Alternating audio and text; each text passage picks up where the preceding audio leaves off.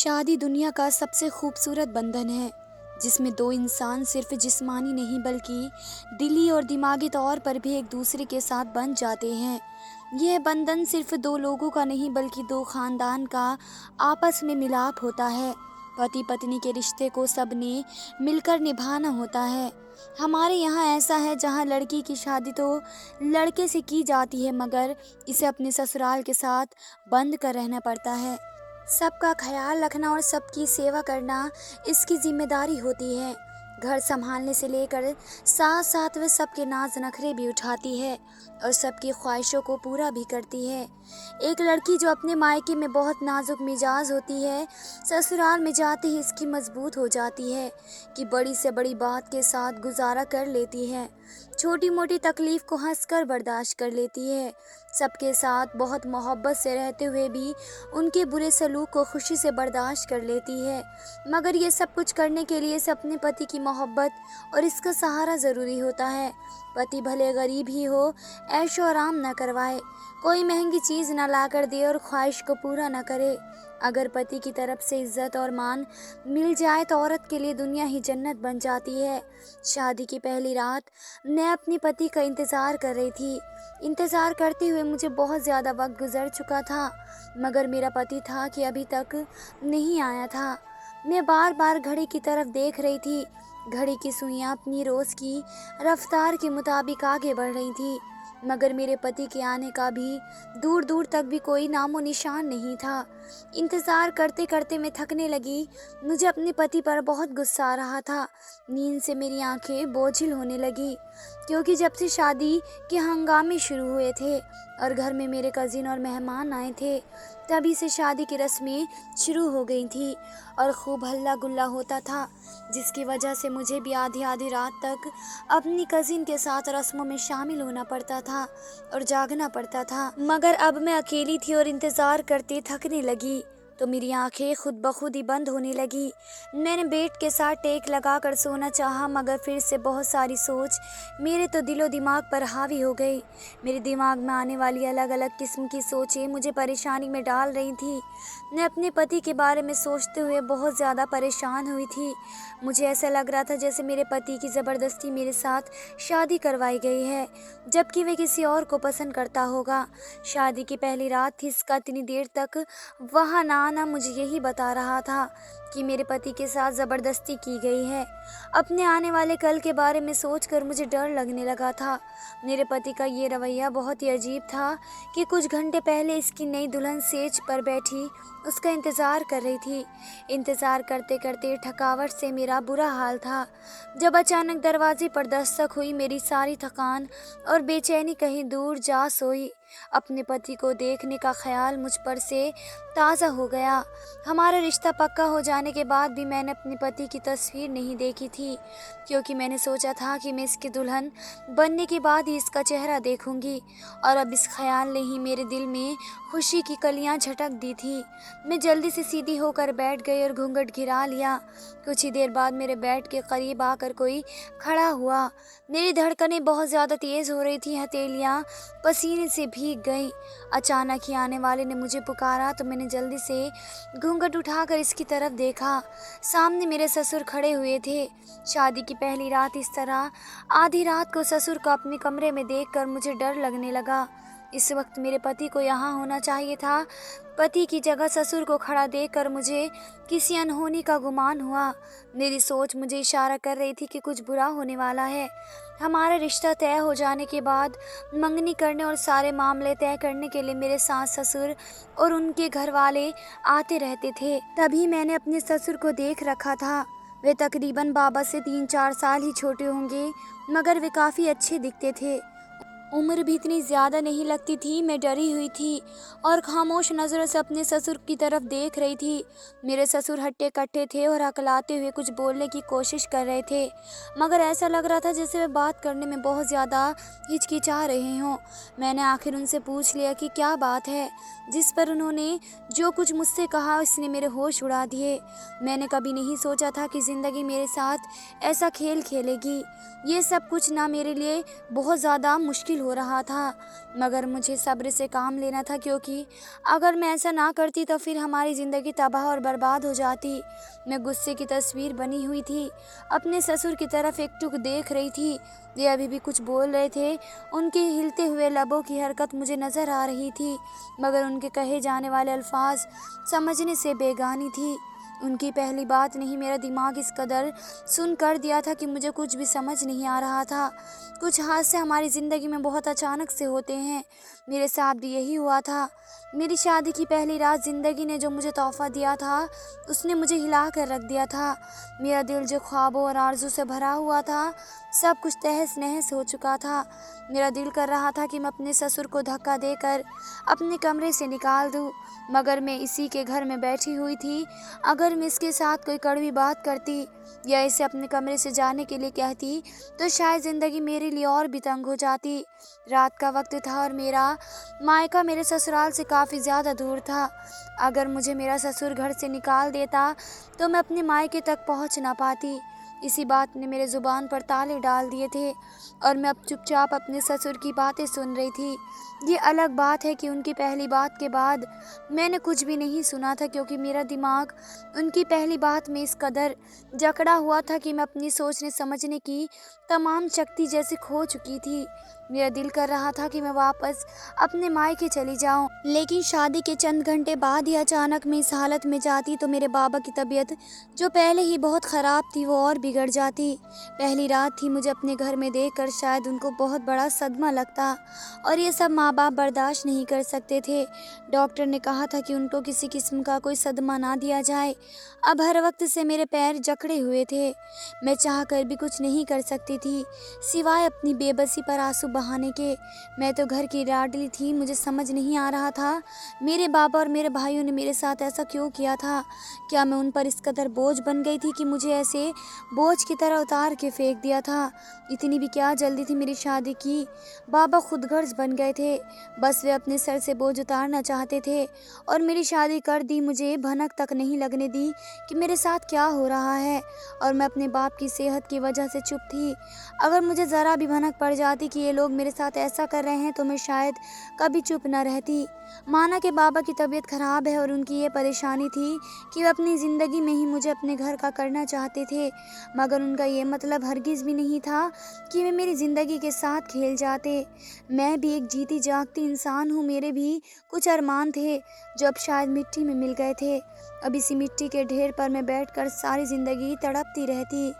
हम सब बहन भाई हंसी खुशी अपने माँ बाप के साथ रहते थे, कोई गम कोई फिक्र नहीं था। ज़िंदगी बहुत खुशगवार गुजर रही थी, मगर ज़रूरी नहीं कि ज़िंदगी हमेशा ही खुशी से गुजरे और हमारे लिए फूलों का सेज हो। कभी कभार ज़िंदगी कांटों की राह जैसी बन जाती है। एक रात मेरे बाबा की तबीयत ख़राब हो गई तो हम उन्हें अस्पताल लेकर गए। वहाँ पहुंचकर हमें पता चला कि मेरे बाबा को हार्ट अटैक आया था।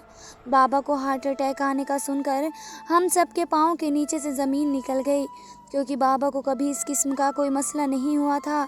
उनकी तो कभी तबीयत ख़राब नहीं हुई थी, वे बिल्कुल सेहतमंद थे। ऊपर वाले का लाख लाख शुक्र था कि मेरे बाबा सही हो गए और कुछ ही दिनों में हम उन्हें अस्पताल से डिस्चार्ज करवा कर घर वापस ले आए। मगर डॉक्टर ने उन्हें कोई भी टेंशन या परेशानी लेने से सख्ती से मना किया था।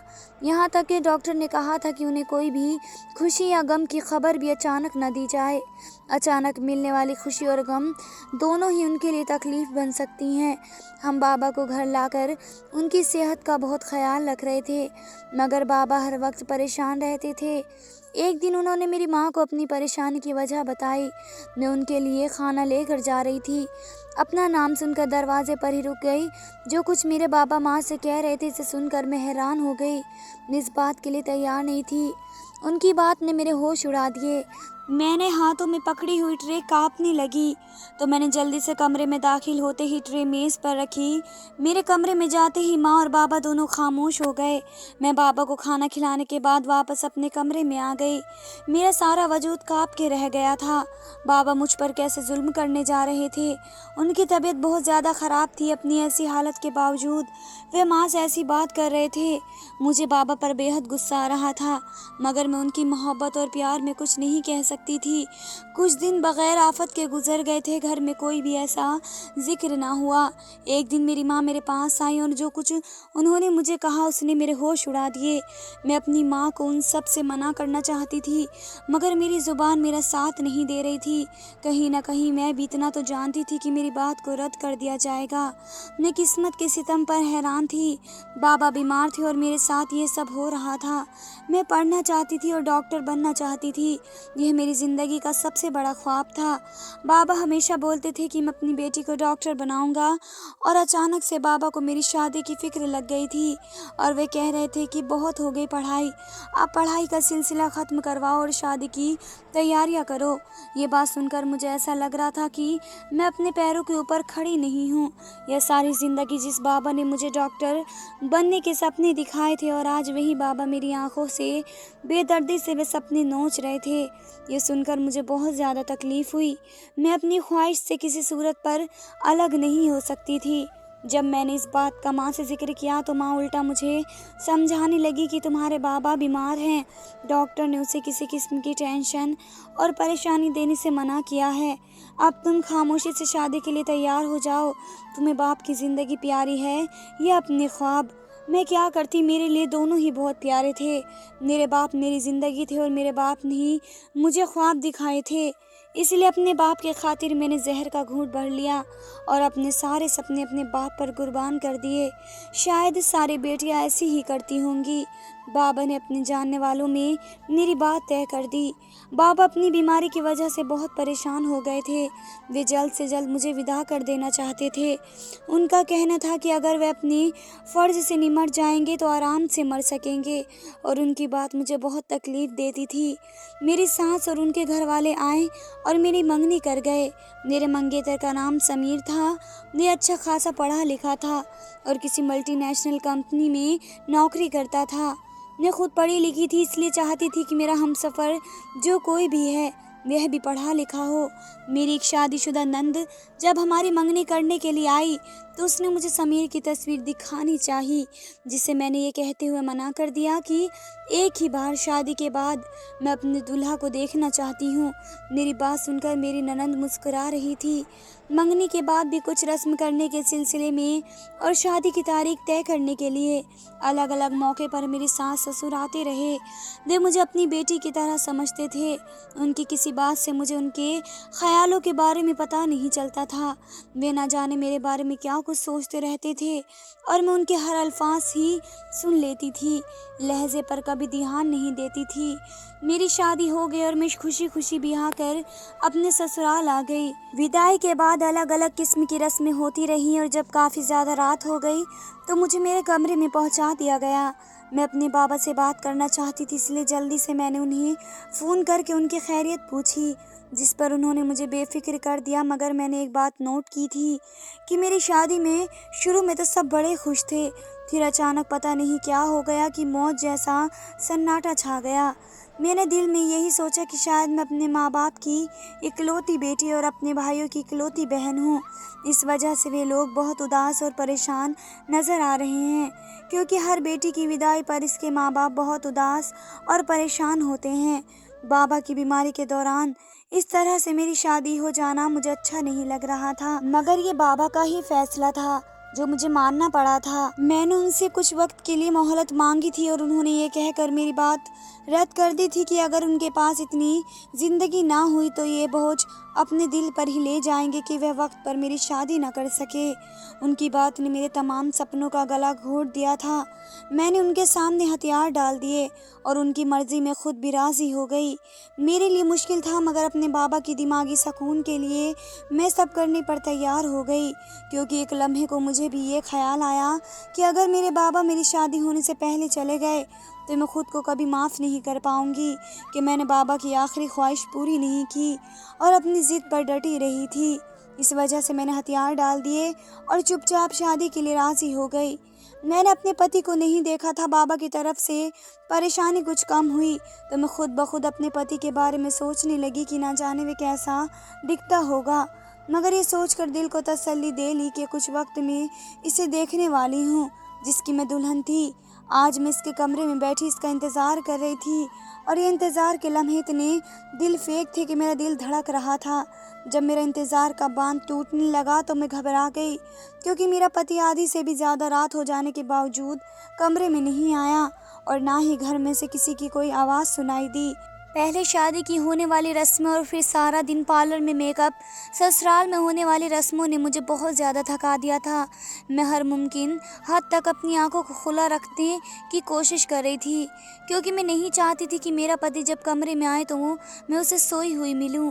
मेरे इंतज़ार की हद पार हो चुकी थी और अब मैं दिल दिल में अपने पति पर बहुत ज़्यादा गुस्सा हो रही थी।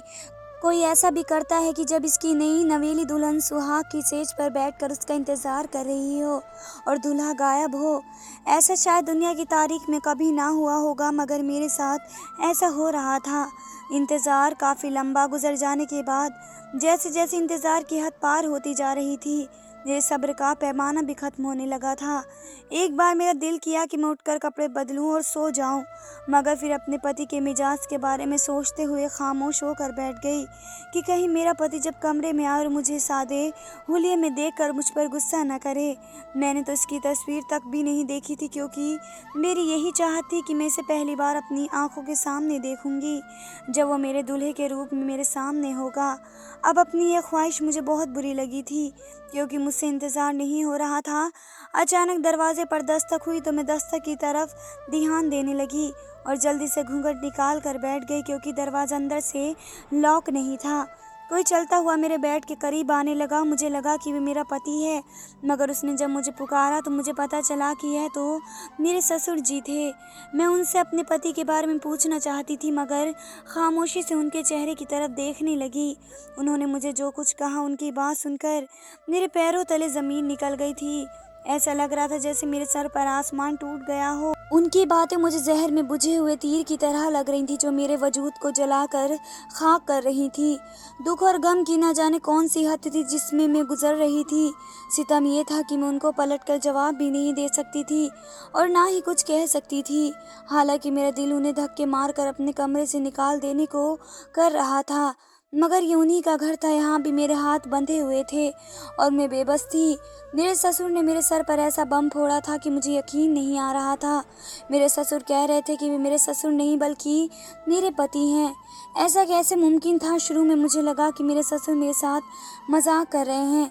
मैंने अपना घूंघट उठाकर अपने ससुर की तरफ देखा तो उनके चेहरे पर मजाक का एक इरादा तक नहीं था। वह बहुत सीरियस नजर आ रहे थे और मुझे ऐसा लग रहा था कि सारा बेड हिलने लगा हो और मैं जंजीरों की कैद में आ गई थी। मेरा सारा जिस्म बिल्कुल ठंडा हो गया था। ऐसा कैसे मुमकिन था? यह तो मेरे ससुर थे।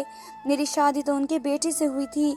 अभी कैसे बोल सकते थे कि ये मेरे पति हैं, ससुर नहीं? अब मुझे लग रहा था कि मेरे ससुर मेरे साथ मजाक नहीं कर रहे, बल्कि मेरी ज़िंदगी ने मेरे साथ मजाक किया है। मेरे ससुर बहुत कुछ बोलते जा रहे थे, मगर मुझे उनकी कोई बात समझ नहीं आ रही थी। अब तो मुझे ये भी समझ नहीं आ रहा था कि मैं उनको अपना ससुर कहूँ या पति। मेरी हालत बहुत बुरी हो रही थी। तभी मेरा ससुर बाहर गया और मेरी सास और ननंद के साथ अंदर आ गया। मैं दिमागी परेशानी में बहुत ज़्यादा गिरफ्तार थी। एक पल में सारे रिश्ते बदल गए थे जब मेरी सास ने ही इस बात की तसल्ली मुझे दी कि ये मेरा ससुर नहीं, यह मेरा पति है, तो मेरे जिस्म से रही सही जान भी निकलती चली गई। अब जिसे मैं अपना सास बोलती वे शायद मेरी सौतन थी, जिसे मैं अपनी ननंद समझ रही थी वे मेरी सौतेली बेटी थी, और जिसे मैं ससुर समझ रही थी वे मेरे पति निकले। इतना बड़ा सदमा लगा था मुझे, और ये सदमा देने वाले भी कोई और नहीं, मेरे अपने थे। तब मेरी सास ने मुझे बताया कि शादी के दिन समीर ये मुल्क छोड़कर बाहर चला गया, क्योंकि वे शादी के लिए राज़ी नहीं था और समीर के घर वालों ने मेरे घर वालों से कमिटमेंट की थी और वे अपनी कमिटमेंट पर हाल निभाना चाहते थे। उन दोनों की कमिटमेंट के चक्कर में मेरी ज़िंदगी ख़राब हो गई। मुझे हैरत अपने बाप और माँ पर और अपने भाइयों पर हो रही थी। अगर समीर चला भी गया था तो क्या ज़रूरत थी मेरे ससुर से मेरी शादी करवाने की? क्या मेरे लिए रिश्ते आने बंद हो जाते या मेरी शादी की उम्र निकलती जा रही थी? मैं तो मुश्किल से 22 या 23 साल की हुई थी। मुझे कुछ समझ नहीं आ रहा था। मैं डिप्रेशन में गिरफ्तार थी और गुस्से से अपने हाथों से चूड़ियाँ निकाल कर फेंके जा रही थी और हौले हौले मैंने सारी ज्वेलरी निकाली और कमरे में फेंक दी। अब कमरा खाली था और कमरे में कोई नहीं था। मैं अकेली बैठी थी, अपने रब से गिले शिकवे करती रही, अपने माँ बाप पर गुस्सा होती रही। सारी रात मैं अकेले कमरे में बैठकर रोती रही और मुझे मालूम नहीं रोते रोते न जाने किस वक्त मेरी आंख लग गई। जब मेरी आंख खुली तो दोपहर का टाइम हो रहा था। जब मैं कमरे का दरवाज़ा खोलकर बाहर निकली तो मुझे हैरत हुई। वहाँ पर मेरे माँ बाबा और भाई बैठे हुए थे।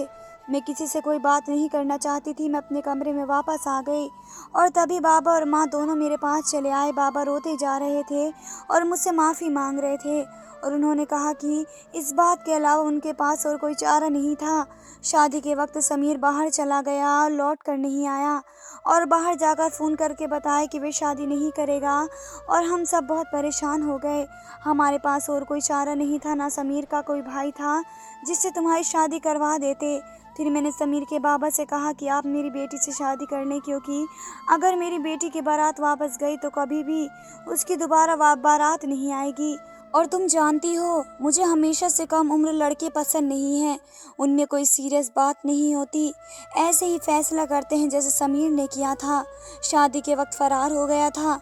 मेरी हमेशा से यही ख्वाहिश थी कि मैं तुम्हारी किसी बड़े उम्र के आदमी से शादी करवाऊंगा, क्योंकि वह मैच्योर होगा और तुम्हें ज़िंदगी की हर खुशी देगा। वह ऐसे गलत फैसले नहीं करेगा और उसे अपनी जिम्मेदारी का पूरी तरह से एहसास होगा। तुम भी अब रिश्तों की नज़ाकत को समझो। फराज तुमको बहुत खुश रखेगा। वह बहुत अच्छा और सुलझा हुआ आदमी है। जितनी जल्दी तुम इस फैसले को मान लोगी तुम्हारे लिए उतना ही अच्छा होगा। बाबा मुझे समझाकर मेरे सर पर हाथ फेर कर चले गए थे। मेरे लिए वापसी के सारे रास्ते बंद करके चले गए थे। फिर मैं समझ गई थी कि एक बेटी को हर मोड़ पर ऐसी कुर्बानियाँ देनी पड़ती हैं, कभी माँ बनकर तो कभी बीवी बनकर और कभी बेटी बनकर। ये सब कुछ सह जाती हैं और अपनी तकलीफ़ अंदर ही अंदर दबा लेती हैं। मेरे पास वापसी का कोई रास्ता नहीं था और मुझे रिश्तों को कबूल करने में कुछ वक्त लगा। मैंने सारी ख्वाहिशें और ख्वाब अपनी सुहाग की सेज के अंदर ही दफन कर दिए थे और मैंने सोच लिया था मैं फराज के साथ ही ज़िंदगी गुजारूंगी, क्योंकि मुझे एक अच्छी बेटी होने का फ़र्ज़ अदा करना था। और अच्छी बेटियां बाप और भाइयों की इज्जत पर, उनके किए गए फैसलों पर हमेशा कुर्बान होती हैं और अपने ख्वाब और ख्वाहिश सब मिट्टी तले दफन कर देती हैं। माँ बाप को हमेशा यही लगता है कि उनका किया गया फैसला बेटी के लिए सही होगा और बेटियां हमेशा अपने लब सीकर अपने बाप को यही दिखाती हैं कि उनका फैसला सही था। ऊपर वाले से दुआ है उन बेटियों के नसीब अच्छे करें जो अपने माँ बाप और भाई के कहने पर हर चीज़ की कुर्बानी दे जाती हैं। धन्यवाद दोस्तों।